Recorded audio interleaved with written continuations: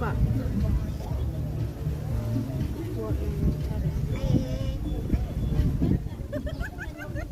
Sarap yan ma'am, pag natikman mo. Ako.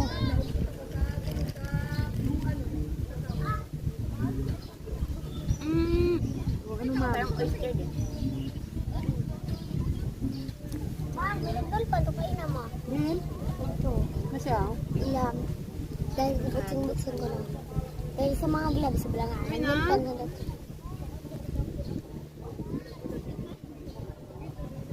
Toto!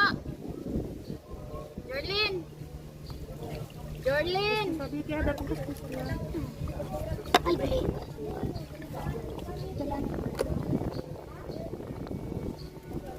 Parang ayaw mo kain naman no, pagkaon.